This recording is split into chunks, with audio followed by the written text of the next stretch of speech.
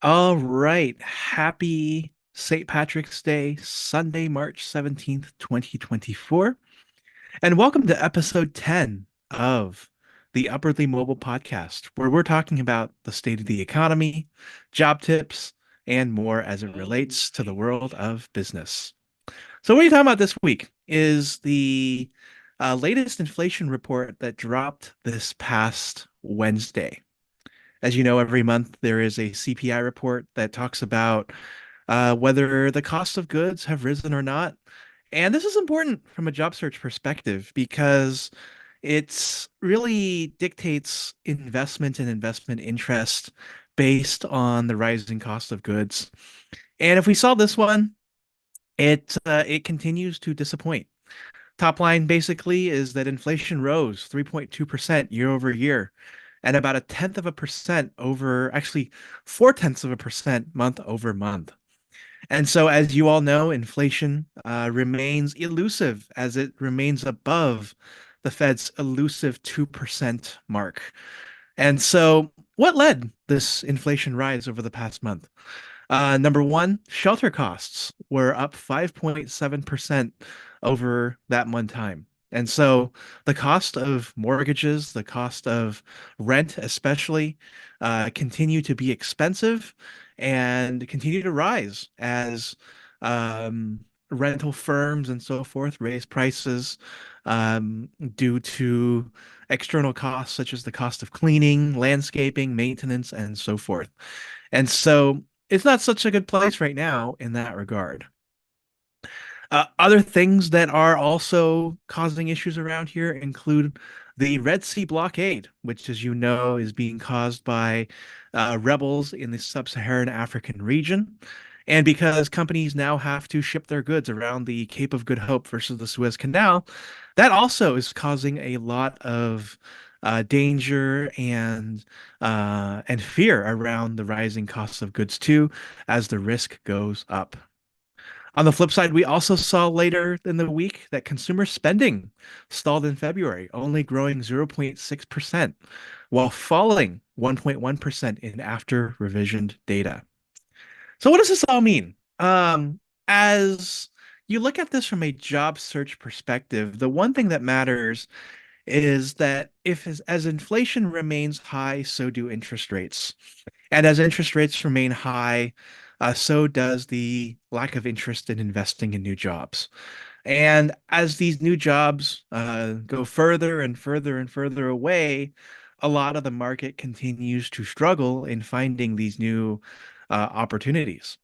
And so, as we continue to say, because the Federal Reserve is slated to meet this coming week, new jobs are going to take a while to return because Jerome Powell's favored 2% rate is probably not going to be reached for a while. And we're heading towards this era of stagflation, which is not very good. And so rates are not going to be reduced this coming week. You're going to have continued slow trotting through the state of the economy, and you may not see something again until the summer, and then it might probably take another 3, 4 months into the fall for hiring and investment to pick up again. And of course, it's really, really difficult to say what will truly happen because it really depends on where inflation will be in the next couple of months. So that's the first takeaway, is that it'll be a while before jobs return again. Number two, we're going from that soft landing, as I mentioned, to this no landing scenario that I keep reading about. And this is where we're getting into the biggest thing we feared, which is stagflation. Stagflation, as you recall, was an era in the 1970s when inflation was high, and prices were high, and employment remained at decent levels. And that means you're going to have to deal with this in the sense that life is just going to be simply more expensive, and we're all going to be mostly employed, and we're heading towards this sort of like soft landing, hard, no landing rather scenario where we don't end up having to lower rates for some time. And in the meantime, you're going to have these high interest rates and purchasing capital is expensive. And this is one of those unique markets because we're in this time where 70%, 80% of homes currently have rates below 3.5%. And so, unless something massive budges over on this side, which is credit defaults with, buy now, pay later, a lot of people are going to be staying inside their homes. They're going to be borrowing from their homes, creating even more additional debt. And with the continued jobs reports being continued to revise downwards, this could get worse before it gets better. And so, this is something that we look at a month in, week out basis, particularly as we look at new unemployment claims and see where things go. Number three, in terms of a takeaway of what we get from this week's inflation report, is that the political ramifications are going to echo.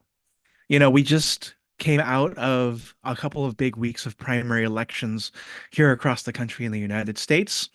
And it's definitely starting to look like Trump versus Biden part two. It's going to include a huge inflation narrative that's going to be part of that debate. Of course, you're going to hear from the Democrats who continue to laud the state of the economy with new job postings, with continued consumer spending, with a housing market that seems to recover. Well, Republicans are going to talk to us about how an economy continues to struggle. And so it's going to be interesting to see how that debate plays out because I think for the vast majority of Americans, it seems to be that state of struggle. And a no landing scenario probably favors the Republicans only because things aren't getting numerically better. Rates are still high. Unemployment is starting to rise a little bit. The cost of goods, especially inelastic goods, such as your grocery bill, such as your gas, home heating, and now insurance, as we see insurance costs are spiking like none other before, are all going to dominate the narrative. But there's also one caveat to it that we should watch as we go through these next couple of months, and that is how much people care about the abortion rights debate. The abortion rights debate has been an interesting canary in the coal mine, I guess I would say, because as we saw in 2022, many voters ignored the rising sense of inflation back then when in July 2022, inflation year over year was 9.1%. And they kept a lot of the Democratic congressmen and senators in office because they wanted to protect abortion rights. And so if that continues to be a thing for this week ahead, for this year, then I think we're going to get to a point where maybe inflation doesn't become as big of an issue as long as employment remains low. And so we'll check back on this as we go through month to month and just see what ends up happening. Okay, well, in other news, also wanted to talk about some other items before we concluded for today and talked about upcoming events. Number one, we usually talk through layoffs. I went through layoffs.fyi this week. I didn't really see any major layoffs. There were some startups that were hit. There were some more minor areas of concern and possible interest that I don't think were, I think, as big of a deal. But for the news and what happened this week, number one, Bitcoin hits a record high, right? So cryptocurrency days are back again, and Bitcoin hit $72,000 this year, and all these other, or this week, and other cryptocurrencies followed suit. And so, why did this happen? This happens because inflation continues to rise. Individuals are looking for shelter in other areas, especially as we continue to hear speculation about where the dollar is being favored or not. So it'll be interesting to see where this goes moving forward. Um, Also, the last couple of months, we've seen a lot of ETFs gain increased popularity as it relates to Bitcoin, with BlackRock and Fidelity entering into the market. And so, with this mainstream popularization of cryptocurrency, it truly means that there's an alternative way to look at your money. And so, that's important as we look forward here into the future. The other big thing that passed earlier this week is ByteDance's request from U.S. Congress, or demand, I should say, to divest from TikTok. TikTok, as you know, is a Chinese company that has the really, really famous social network that Americans spend almost 90 minutes per day on.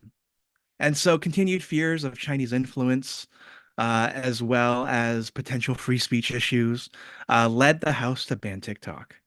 And of course, coming up next is a debate in the Senate. And who knows where we go from here? It's a touchy election year topic because, again, interference from outside forces remains to be an issue. And TikTok, of course, is a major employer here in the San Francisco Bay Area. So this is something we'll be watching. If ByteDance complies, and I think we remain as normal. If they don't, and this leads into layoffs or another company buying this product, it could be very interesting to see where things are going in the future. So yeah, those are just a couple of thoughts for this week ahead. Also wanted to mention a couple of events coming up as this week starts. Number one, this Tuesday we have our monthly jobs report and inflation update. So if you're watching this far, join Dr. Riley White as he talks about the state of the economy and where things are headed. Are things as rosy as they claim to be, or are we seeing a lot of different issues arise as inflation continues to creep up, as um, as the markets continue, the job market continues to be rocky? What does it all mean? Where's we headed in the Bay Area and beyond? And then number two, on Wednesday, we're having how to answer the most important question in your job interview. I'll be talking about the importance of NITS knowing what's at stake and answering that question as we go through the interview process. You can see the way to RSVP for both of these events in the comments section and the description section below, and we'll hope to see you there. If you watched this far, thank you so much. Please hit like. Please share this podcast with a friend. Subscribe. We do videos every single week of both podcasts like this and webinars, and we look forward to seeing you again soon as the economy continues to evolve. Thanks so much.